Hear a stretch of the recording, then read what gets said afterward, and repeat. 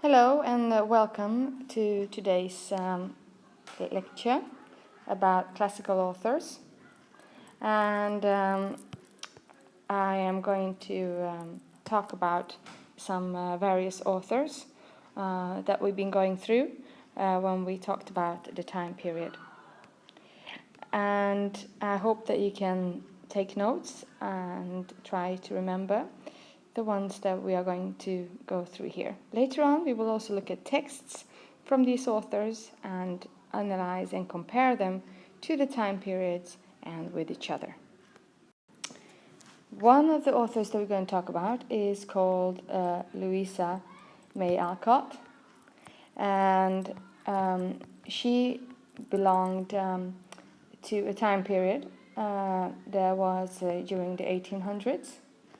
And she was a woman that came from America, and she wrote Little Women. And her Little Women. What is special with her is that, she was always being considered to be a bit strange, because she was always withdrawn as a child, and when she was little, she always kept inside and didn't play with other people, and she usually read a lot of books.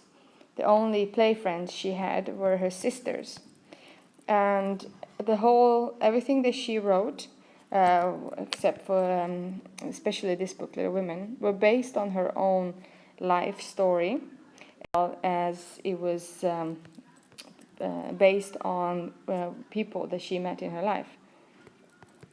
And it was later on found out that she was homosexual, and therefore she kept herself withdrawn, not to be noticed as somebody who was different, because back then it wasn't accepted. But when she was young,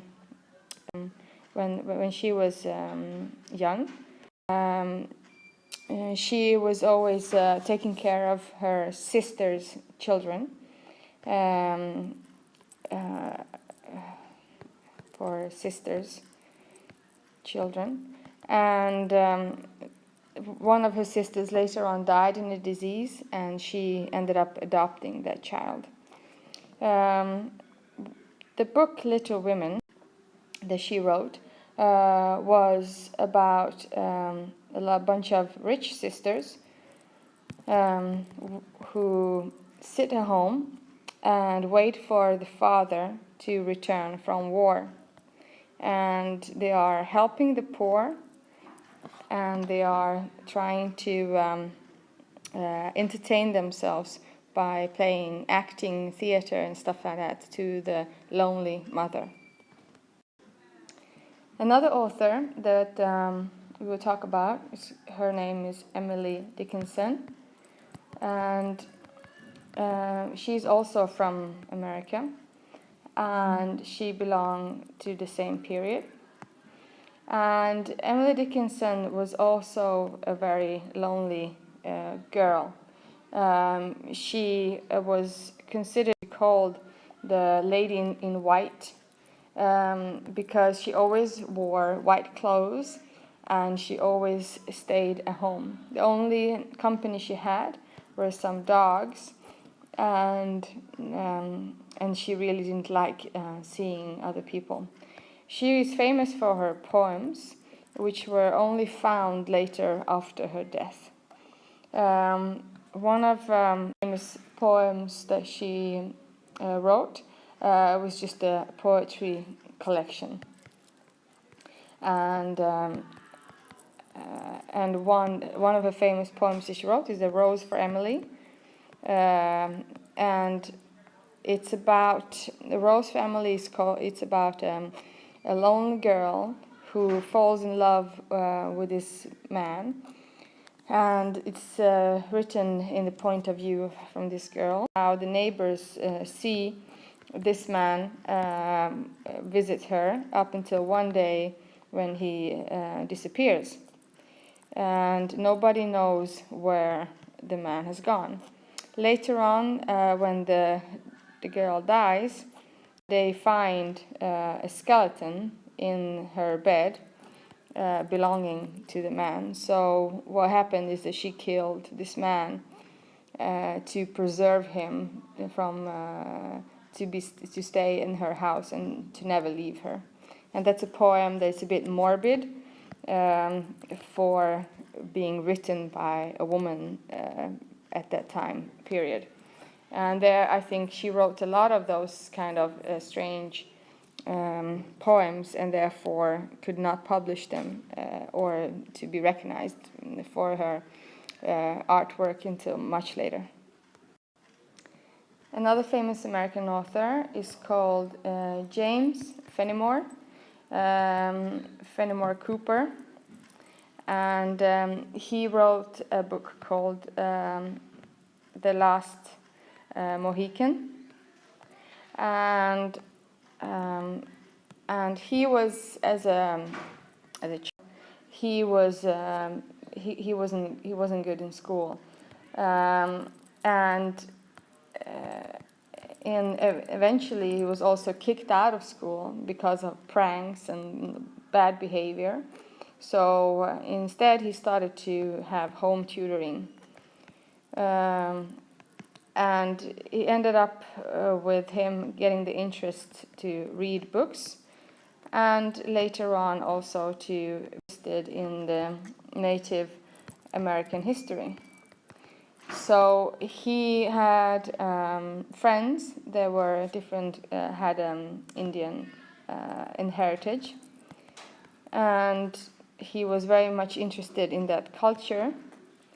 And the last of the is about how the white people came to America and killed and made the Native Americans withdraw.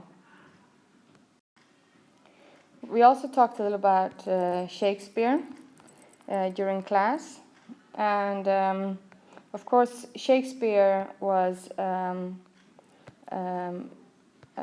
a man that was very well known for his different dramas, and therefore we have mentioned dramas like Hamlet, Macbeth, Romeo and Juliet. He also wrote sonnets and other poems as well. And he is famous mostly because of how he came up with words and developed the language.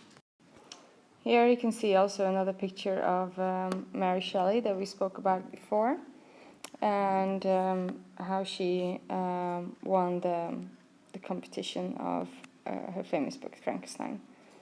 And of course she was later on recognized as a female author, but not at the period of time. This man here is Chaucer, and the other author that we spoke about before, and the author of Canterbury Tales, and famous for the frame story telling in his texts. And then we have Beowulf, also the inspiration to a lot of fantasy and futuristic stories later on told. They got inspired by this folklore story from the classical period.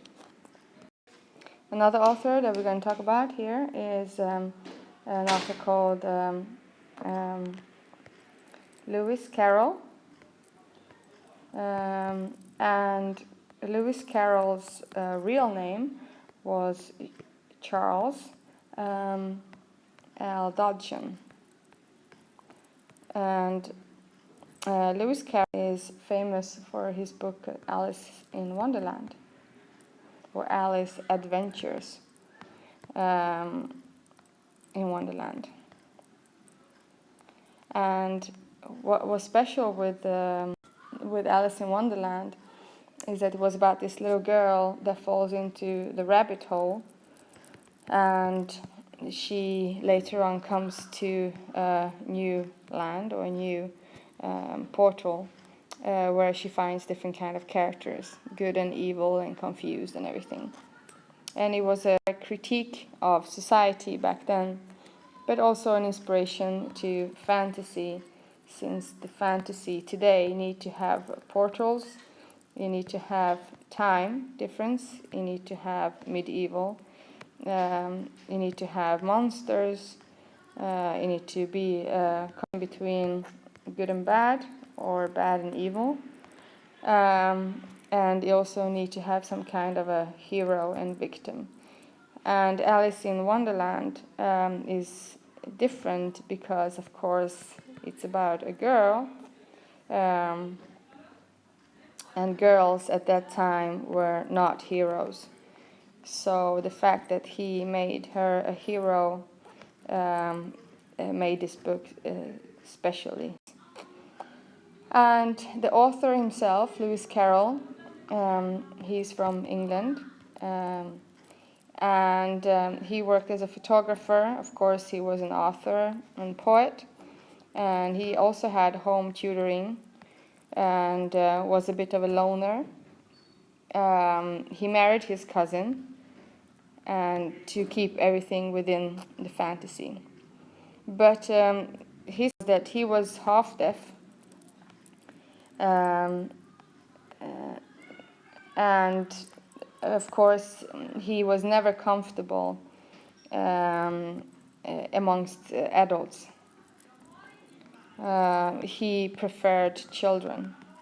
He liked children better because he felt that they weren't judging him. So because he always hung out with children most of the time and loved the fantasy of the children, therefore he got the inspiration of Alice, who was his heroine. So this is the short go-through of some authors. And I'm sorry for the hacking in the language and the writing, maybe not always clear, but I hope with a combination of to listen to what I'm saying and writing, you can still make out what it means. But since it's some authors, it means that more will come. So please study these ones, and the rest will follow. Thank you.